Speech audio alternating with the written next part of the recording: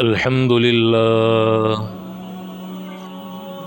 لله وكفى وسلام على عباده الذين اصطفى أما بعد فأعوذ بالله من الشيطان الرجيم بسم الله الرحمن الرحيم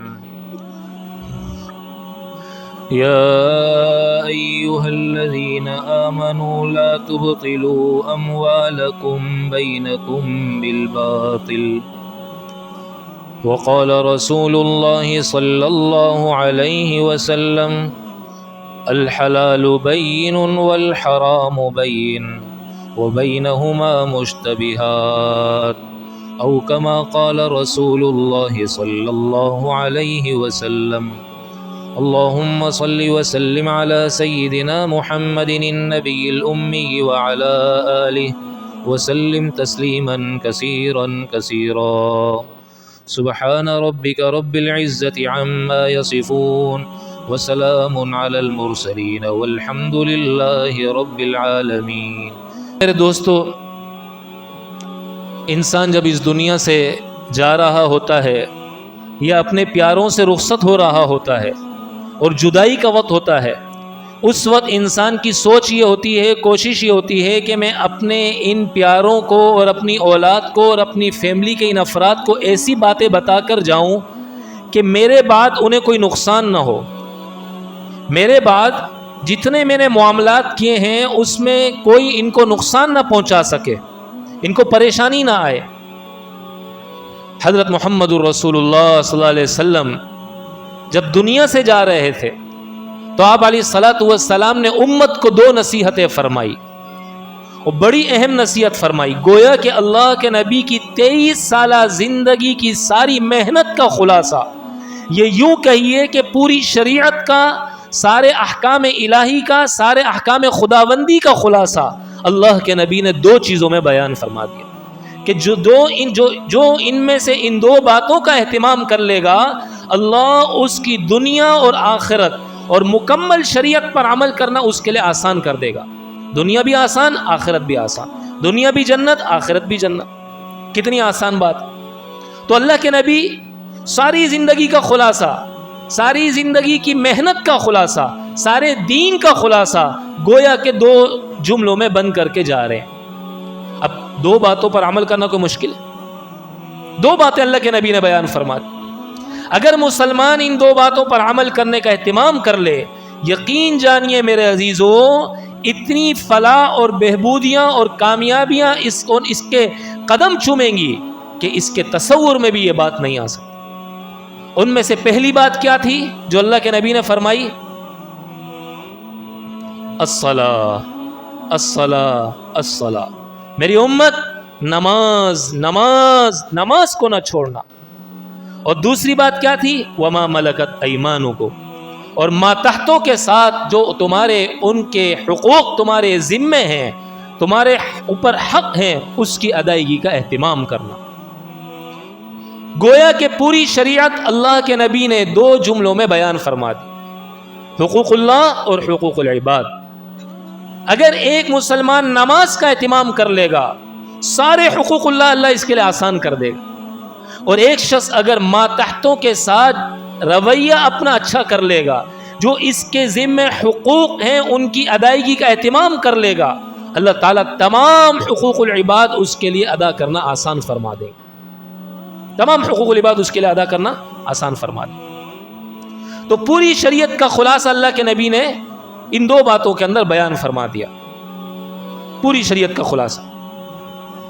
میرے عزیزو، آج ہم میں سے ہر ایک اس بات کا تو اہتمام کرتا ہے کہ میں بڑا نمازی بن جاؤں، میرے پاس عبادت کا لمبا چوڑا ذخیرہ ہونا چاہیے، خوب سجدے ہوں، خوب تلاوتیں ہوں، میرے کھاتے میں نفلی طواف ہوں، نفلی صدقات اور خیرات اور عبادات، قرآن کی تلاوت، ذکر و اذکار، دعاؤں کا ذخیرہ ہونا چاہیے، ہونا بھی چاہیے، اچھی بات ہے۔ لیکن حقوق العباد جو ہیں اس کی طرف مسلمانوں کی کوئی توجہ نہیں۔ حضرت عمر رضی اللہ تعالیٰ عنہ کا زمانہ تھا، آپ رضی اللہ تعالیٰ عنہ کے پاس ایک مقدمہ لایا گیا، اور جب وہ مقدمہ آپ کے پاس پیش کیا گیا تو اس کے لیے حضرت عمر نے فرمایا بھائی تمہارے پاس کوئی گواہ ہے؟ تو مدعی نے 2 گواہ کھڑے کر دیے کہ یہ 2 گواہ ہیں. اب گواہ کی تحقیق بھی ضروری ہے. ایک گواہ کی تو تحقیق ہو گئی، پتہ تھا حضرت عمر کو کہ یہ گواہ جھوٹی گواہی نہیں دے گا. دوسرے گواہ کے بارے میں حضرت عمر کو علم نہیں تھا. حضرت عمر نے لوگوں سے پوچھا بھائی اس کو کوئی پہچانتا ہے؟ اس کی گواہی کا میں اعتبار کروں کہ نہ کروں؟ ایک شخص نے کہا ہاں میں پہچانتا ہوں امیر المومنین. امیر المومنین نے فرمایا تم کیسے اسے پہچانتے ہو؟ کیا تم نے کبھی اس کے ساتھ معاملہ کیا ہے؟ کہ نہیں معاملہ نہیں کیا میں نے اس کے ساتھ. آپ نے دوسرا سوال کیا کیا تم اس کے پڑوسی ہو؟ کہ نہیں میں اس کا پڑوسی بھی نہیں ہوں. آپ رضی اللہ تعالیٰ عنہ نے تیسرا سوال کیا کیا تم نے کبھی اس کے ساتھ سفر کیا ہے؟ کہ نہیں. کب پھر تم کیسے گارنٹی لے رہے ہو؟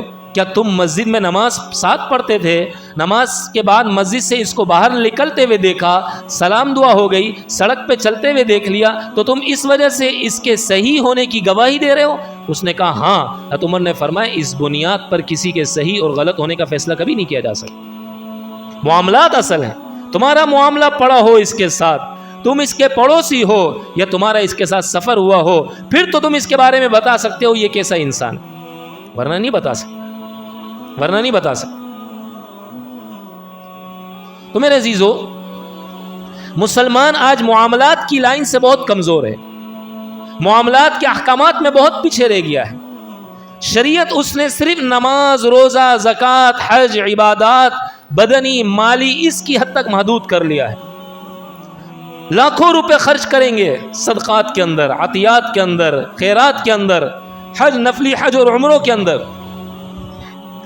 کہاں سے رہا ہے اس کی کوئی فکر نہیں، اس کی طرف کوئی توجہ نہیں. جبکہ میرے عزیزو اللہ کے نبی نے فرمایا کہ یغفر للشہید کل ذنب الا الدین. سب سے بڑی عبادت اللہ کی نظر میں وہ اللہ کے راستے میں اپنی گردن کو کٹا دینا ہے اور اپنے خون کو بہا دینا ہے. اس سے بڑی کوئی عبادت نہیں. اور اللہ کے نبی کیا فرما رہے ہیں کہ شہید کے اللہ خون کا قطرہ گرے گا اور سارے گناہوں کو معاف فرما دے گا. لیکن دین جو معاملات کی خرابی ہے اسے اللہ شہید کی ہو پھر بھی معاف نہیں کرے گا. وہ شہید کبھی اللہ معاف نہیں کرے. اس لیے اللہ کے نبی کے زمانے میں کسی کی میت لائی جاتی تھی نا، تو اللہ کے نبی اسے سوال کرتے تھے حل علیہ دین، کیا اس پر دین تو نہیں ہے؟ اگر صحابہ جواب دیتے ہاں دین ہے، تو اللہ کے نبی پوچھتے کیا اس نے کوئی مال چھوڑا ہے، اس سے اس کا دین ادا ہو سکتا ہے کہ نہیں ہو سکتا؟ اگر ادا ہو سکتا ہے تو اللہ کے نبی نماز پڑھاتے، ورنہ پھر اللہ کے نبی جواب فرماتے صلوا علی صاحبکم، تم اپنے ساتھی کی نماز جنازہ خود ادا کر لو. خود نماز جنازہ پڑھا. اللہ کے نبی ایسے انسان کی کہ جس نے حقوق العباد کو ضائع کیا ہے، جس نے اللہ کے بندوں کے حقوق کو ختم کیا، برباد کیا، پامال کیا، اس کی نماز جنازہ تک نہیں پڑھاتے تھے. اسی سے ہم اندازہ کر لیں کہ حقوق العباد کی کتنی اہمیت. حقوق اللہ کا تعلق صرف اللہ کی ذات سے، حقوق العباد کا تعلق بندوں کی ذات سے بھی ہے، اور یہ چونکہ بندوں کی ذات اور بندوں کے احکامات اللہ نے بیان فرمائے ہیں اور ان کی ادائیگی کا اللہ نے حکم دیا ہے، اس لیے یہ اللہ کا بھی حق ہے. کسی نے آپ کو نہیں کہا میرے عزیزو کہ آپ بے شمار صدقات، خیرات اور دیگر عبادات کرو نفلی. ہاں شریعت یہ ضرور کہتی ہے کہ آپ کسی کا حق اپنی گردن پہ لے کر دنیا سے نہ جاؤ.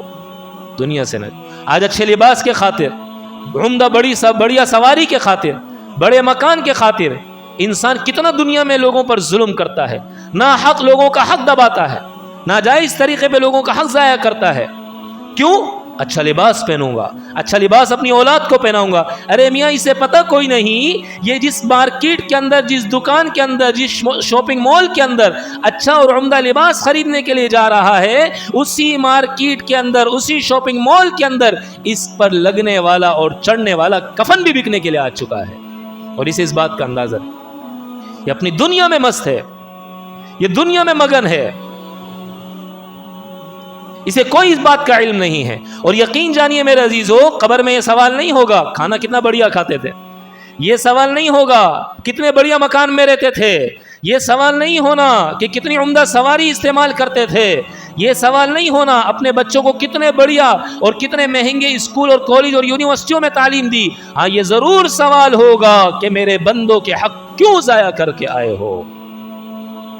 اللہ کے نبی نے صحابہ سے پوچھا نا مل مفلس، میری امت کا مفلس کون ہے؟ صحابہ نے کہا یا رسول اللہ من لا درہم لہ ولا متاع لہ، جس کے پاس پیسہ نہ ہو، جس کے پاس ساز و سامان نہ ہو، مفلس ہے، غریب آدمی. فرمایا نہیں، میری امت کا مفلس یہ نہیں ہے. سنو میری امت کا مفلس کون ہے؟ جو دنیا کے اندر بے تحاشا اپنے آپ کو تھکاتا ہو عبادت کے اندر، اور کل قیامت میں اللہ کے دربار میں پیش کیا جائے اس حال میں کہ اس کے سجدے، اس کی عبادات، اس کے طواف، اس کے عمرے، اس کے نفلی حج، اس کے صدقات، خیرات، عطیات، اور اس کی بنائی گئی اللہ کے راہ میں خرچ کیے گئے، اللہ کے راہ میں خرچ کیے گئے سارے مال و متاع، اور اس کی دعائیں اور اس کی قرآن کی تلاوت، یہ ساری چیزیں اتنی زیادہ ہوں گی کہ کسی پہاڑ پہ رکھ دیا جائے تو پہاڑ بھی اس کے بوجھ کو برداشت نہ کر سکے. لیکن جب یہ اللہ کے دربار میں پیش ہوگا، وہ اللہ کی عدالت ہوگی، وہاں ایک شخص آئے گا، اے اللہ اس نے اپنی زبان سے میرے حق کو ضائع کیا تھا. اللہ فرمائے گا لے جاؤ اس کے اکاؤنٹ سے جتنی تمہیں نیکیاں چاہیے. یہ کرنسی لیتا ہے، وہاں کی کرنسی تو یہی ہوگی نا، اور اسے فری ہینڈ دیا جائے، جتنی تمہیں لینی ہے لے لو. کون چھوڑتا ہے پھر وہاں؟ پھر کون چھوڑتا ہے؟ دنیا میں نہیں چھوڑتے، وہاں کیا چھوڑیں گے؟ جہاں نیکی کی قیمت کا پتہ ہو، جہاں نیکی کی قیمت کا اندازہ ہو، جہاں نیکی کی ویلیو کا پتہ ہو، جہاں نیکی پر چلنے والے، جہاں نیکی پر ملنے والی کامیابی آنکھوں سے نظر آ رہی ہو، وہاں نیکی چھوڑے گا؟ سوال پیدا نہیں ہوتا، سوال پیدا نہیں ہوتا. ایک آئے گا، دوسرا آئے گا، تیسرا آئے گا، حتیٰ کہ اس کے اکاؤنٹ میں ایک بھی نیکی نہیں ہوگی، 0/0 ہو جائے گا، 0/0 ہو جائے گا. پھر بھی مطالبہ کرنے والے کھڑے ہوں گے.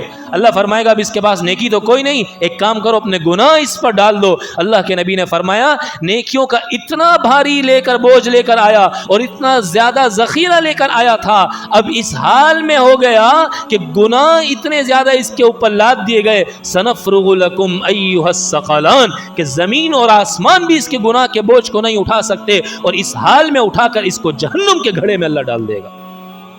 کیا فائدہ دنیا کی نیکیوں کا؟ کیا فائدہ ایسے سجدوں کا، ایسی عبادات کا، اور ایسے جو دعاؤں کا اور ذکر کا اور تلاوت کا، جو زبان پر کنٹرول نہ لا سکیں، جو آنکھوں میں حیا نہ لا سکیں، جو کانوں پہ قابو نہ دے سکیں، جو دل پر کنٹرول نہ کر سکیں، جو دماغ کو قابو میں نہ کر سکیں، جو سر کے بالوں سے لے کر پیر کے ناخن تک شریعت کے اپنے آپ کو حوالے نہ کروا سکیں. اس لیے اللہ قرآن میں کہتا ہے یا ایھا الذین آمنوا ادخلوا فی السلم کافہ، ایمان والو سر کے بالوں سے لے کر پیر کے ناخنوں تک اپنے آپ کو شریعت کے حوالے کر دو. صرف نماز نہیں، صرف مسجد کی 4 دیواری والی عبادت نہیں، بلکہ معاملات، معاشرت، اخلاقیات، ان چیزوں پر بھی توجہ دو. یہ چیزیں بھی دیکھنے کی ہیں. آج تو میرے عزیزوں جو جتنا زیادہ میرے نزدیک ہے نا، جو جتنا زیادہ میرے قریب ہے، وہ اتنا زیادہ مجھ سے پریشان ہے. دیکھیے بیوی، ہر انسان کی بیوی اس سے ناراض، کبھی بیویوں کے صحیح حقوق پورے نہیں کرتے. ہر انسان کا ماتحت اس سے ناراض، کبھی اس کے حق ادا کرنے کی طرف توجہ نہیں جاتی. کمزور ہے، ملازم ہے، حق دبانا ہے. اور صرف یہی نہیں میرے عزیزو، صرف حقوق طاقتور کے نہیں ہوتے، اسی کے ذمہ نہیں ہوتے کہ وہ کمزوروں کے حقوق ادا کرے، بلکہ بسا اوقات نظر آنے والا کمزور ہے لیکن وہ ملازم ہے کسی آدمی کا، تو وہ جس کا ملازم ہے اس کے ذمہ ہے کہ جتنا وقت دیا ہے، جو اس کے ذمہ ڈیوٹی ہے، اس کو پورا کرے. اگر یہ اس میں کمی کر رہا، اگر یہ اس میں ڈنڈی مار رہا، یہ بھی حق کو ضائع کر رہا ہے، کیونکہ اس کے ہاتھ کے نیچے اس کا حق آیا ہوا ہے. صرف وزیر، وزراء، بادشاہ، گورنر، انہی کی ذمہ داری نہیں ہے ہمارے حقوق پورے کرنا. ہر ایک کے ذمہ اللہ نے اس کی حیثیت کے مطابق حقوق لگائے ہوئے ہیں. ہر ایک کے ذمہ اس کی حیثیت کے مطابق حقوق ہیں. ہر ایک کی ذمہ داری بنتی ہے کہ ان کے ادا کرنے کی کوشش کرے، ان کے ادا کرنے کا اہتمام کرے.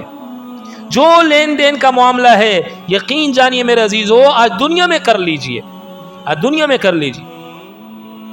کل قیامت والے دن اللہ ذرہ برابر بھی اس معاملے میں رعایت نہیں دیں گے، ذرہ برابر. ایک بزرگ تھے نا، بہت دین کا کام کر رہے تھے، دین کی خدمت کر رہے تھے. اللہ کی شان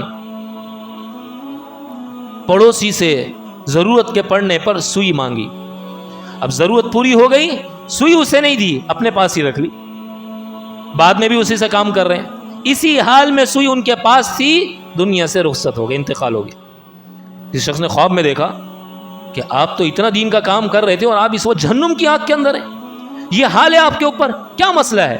تو اس نے جواب میں کہا, میں نے اپنے پڑوسی سے سوئی مانگی تھی اور وہ سوئی میں موت سے پہلے اسے واپس کرنا بھول گیا اور رہ گئی میرے پاس ہی, وہ رہ گئی, میں اسے استعمال کرتا رہا حتیٰ کہ میری موت آ گئی. اب میں اس سوئی کی وجہ سے اللہ کی پکڑ کے اندر آ چکا ہوں. کتنا معمولی لگتا ہے. عبداللہ ابن مبارک رحمۃ اللہ علیہ, اللہ اکبر اللہ اکبر, اتنے بڑے آدمی تھے, اتنے بڑے آدمی تھے. مروہ شہر میں آئے ہوئے تھے, آپ کو ضرورت پڑی حدیث لکھنے کی. آپ نے ایک ساتھی سے کہا, یار تمہارے پاس قلم ہے, مجھے ذرا دے دو, میں اس کو لکھنا شروع کر دوں, ذرا میں لکھ لوں, پھر تمہیں واپس کر دوں گا. اللہ کی شان اسے واپس کرنا بھول گئے اور بغداد چلے گئے اپنے شہر. جب وہاں جا کر اپنا سامان کھولا تو وہ قلم نکلا, انا للہ و انا الیہ راجعون, سر پکڑ کے بیٹھ گئے, یہ کیا ہو؟ واپس بغداد سے سفر شروع کیا, کہاں مروہ کہاں بغداد.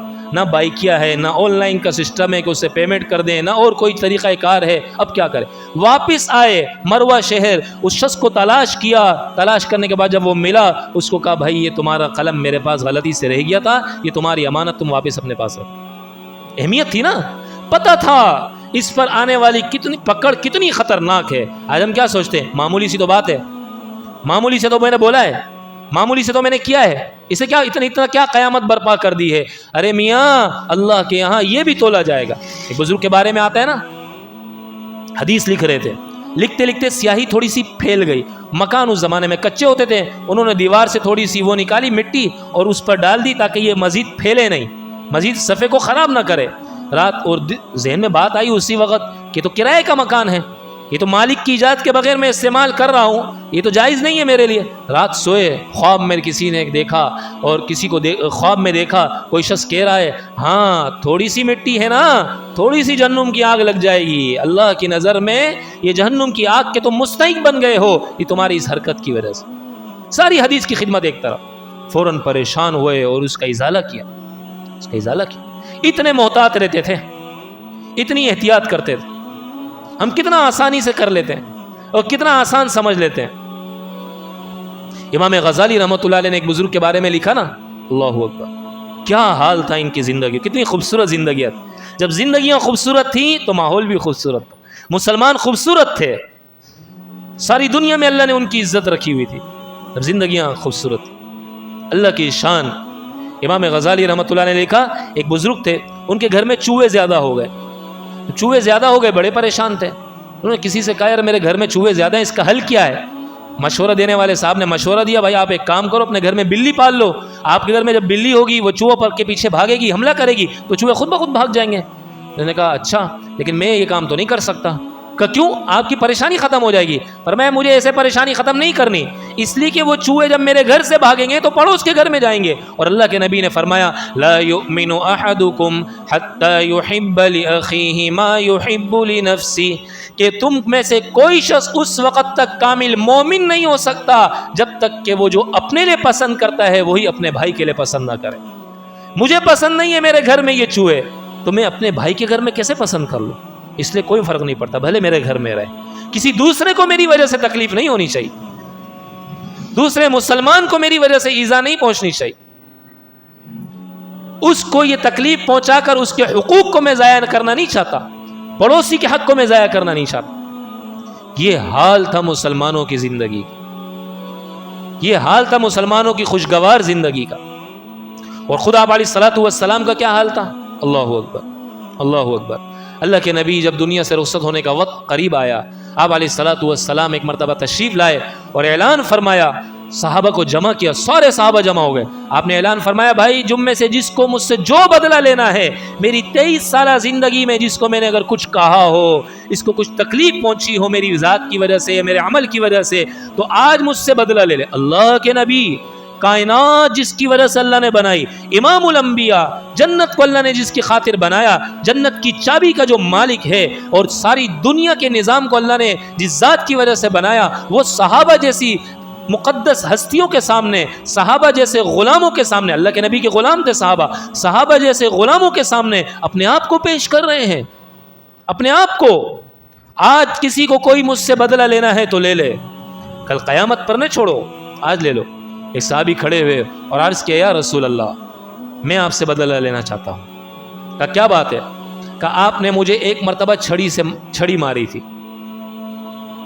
تو اللہ کے نبی نے فرمایا ٹھیک ہے بھائی۔ سارے صحابہ حیران، یہ مسلمان ہے کہ منافق؟ کہ ذہنوں میں یہ بات، کون ہے یہ اللہ کے نبی سے بدلہ لے گا چھڑی کے ذریعے، وہ بھی چھڑی کے ذریعے۔ حضرت فاطمہ رضی اللہ تعالیٰ عنہ، حضرت حسن حسین، ہر ایک اپنی گردن کو قربان کر دے اس خاطر کہ میرے نبی کو کوئی تکلیف نہ پہنچے۔ اللہ اکبر۔ چنانچہ ان کو چھڑی دی گئی، وہ اللہ کے نبی کے قریب تشریف لائے اور عرض کیا یا رسول اللہ جب آپ نے مجھے چھڑی ماری تھی اس وقت میری قمیص، میرے اوپر کا حصہ جسم خالی تھا، آپ نے چادر اوڑھی ہوئی، آپ بھی اس چادر کو ہٹائیے۔ اللہ کے نبی نے جیسے ہی وہ چادر ہٹائی، یہ صحابی اللہ کے نبی سے چمٹ گئے اور اللہ کے نبی کی مہر نبوت کو بوسہ دیا اور عرض کیا یا رسول اللہ میرے ماں باپ آپ پر قربان ہو، یہ سب میں نے اس لیے کیا تاکہ آپ کا جسم اور میرا جسم ایک مرتبہ مس ہو جائے، اللہ اسی وجہ سے میری مغفرت فرما دے، اللہ اسی وجہ سے میری مغفرت کر دے۔ اللہ کے نبی کا حال دیکھ، وہ یوں تھا کہ اللہ کے نبی صفے سیدھی فرما رہے تھے، اللہ کے نبی کے ہاتھ میں چھڑی تھی، یہ صحابی تھوڑا سا فاصلے پر کھڑے تھے، اللہ کے نبی نے ان کو چھڑی کے ذریعے آگے فرمایا تھا، مارا نہیں تھا، ایسے مس کیا تھا۔ تو انہوں نے فرمایا رسول اللہ آپ نے کہ مجھے چھڑی لگی تھی اور اس حال میں تھا کہ میرے جسم پہ کپڑا نہیں تھا، میں بھی اسی طرح کروں۔ معاملہ وہ اس نماز کے لیے صفوں کی درستگی کا تھا۔ تو میرے عزیزو، ہم کتنا اپنے آپ کو مطمئن بیٹھے ہوئے ہیں، کتنی اپنی عبادتوں پر ہمارا اطمینان ہے، اور کیسے کیسے معاملات ہیں۔ امام بخاری رحمۃ اللہ علیہ میراث میں کچھ سامان انہیں ملا، انہوں نے اس کے بیچنے کا ارادہ کیا، لوگوں کو بلایا، تاجروں نے ریٹ لگائے، امام بخاری رحمۃ اللہ علیہ نے فرمایا بھائی تم 3 دن تم بھی سوچ لو، 3 دن میں بھی سوچ لیتا ہوں۔ رات ہوئی، امام بخاری رحمۃ اللہ علیہ نے فیصلہ کیا کہ میں نے انہی کو مال دے دینا ہے، یہ سامان میں نے انہی کو فروخت کرنا ہے۔ صبح ہوئی، نئے تاجر آئے، امام بخاری رحمۃ اللہ علیہ کے سامنے اس سامان کی ڈبل قیمت لگانے لگے۔ تو امام بخاری رحمۃ فرمایا نہیں، میں نے پہلے والوں کو کہہ دیا ہے، وہ 3 دن سوچ رہے ہیں، میں بھی 3 دن سوچ رہا ہوں، وہ میرے مال کو دیکھ کر گئے ہیں، فرمایا آپ نے کچھ دے تو نہیں کیا نا، آپ ہمیں بیچ دیں۔ امام بخاری رحمۃ اللہ علیہ 2 پیسے کی لالچ میں ان کو نہیں دے رہے، بلکہ کیا فرما رہے میں نے کل رات نیت کر لی تھی کہ میں انہی کو فروخت کروں گا، اب مجھے پسند نہیں ہے کہ میں اپنی نیت کو توڑوں یا میں اپنی نیت کو چھوڑوں۔ دنیا کیا چیز ہے میرے عزیزو، دنیا کی حیثیت کیا ہے، جس دنیا کے پیچھے انسان نہ رشتہ داری کو دیکھتا ہے، نہ بڑے چھوٹے کو دیکھتا ہے، نہ انسان کسی اور اللہ کے حکم کو دیکھتا ہے، نہ اور کسی چیز کو دیکھتا ہے، بس دنیا کا اتنا زیادہ دیوانہ ہو گیا ہے، ہر چیز اس کے نظر میں کوئی حیثیت ہی نہیں رکھتی، کوئی چیز کوئی حیثیت نہیں رکھتی۔ بھائیوں کے حقوق بھی ضائع کرے گا، بہنوں کے حق بھی دبائے گا، میراث میں ان کو بھی حصہ نہیں دے گا، چھوٹوں کے حقوق بھی دبا دے گا، رشتہ داروں کے حقوق بھی دبا دے گا۔ آج میرے عزیزو ہمارا معاشرہ ان ساری خوفناک اور ان ساری اس قسم کی داستانوں سے نہیں بھرا ہوا۔ کتنے ہم نے حقوق ضائع کیے ہوئے ہیں۔ حقوق اللہ کی نظر میں بڑی اہمیت کے حامل ہے، بڑا اہم ان کے اللہ کی نظر میں مقام اور رتبہ ہے۔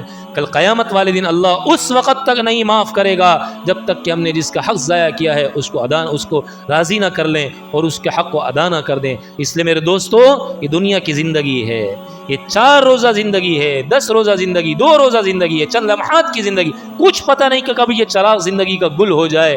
اپنی زندگی کو بناؤ نیکیوں کے ذریعے، حقوق اللہ کا بھی اہتمام کر کے، حقوق العباد کا بھی اہتمام کر کے۔ آج دنیا کے اندر جن کے حقوق ہمارے ذمے ہیں ان کو ادا کر دو، ادا نہیں کر سکتے ان سے معاف کروا لو، ورنہ کل قیامت والے دن یہ چیز جس طرح جہنم کی لگام ہمارے لیے بن جائے گی، ہم پھر اس وقت برداشت نہیں کر سکیں گے۔ اللہ کرے اللہ ہم سب کو کہنے سننے سے زیادہ سمجھنے والا، عمل کرنے والا اور دوسروں تک پہنچانے والا بنائے۔ وآخر دعوانا ان الحمد للہ رب العالمین۔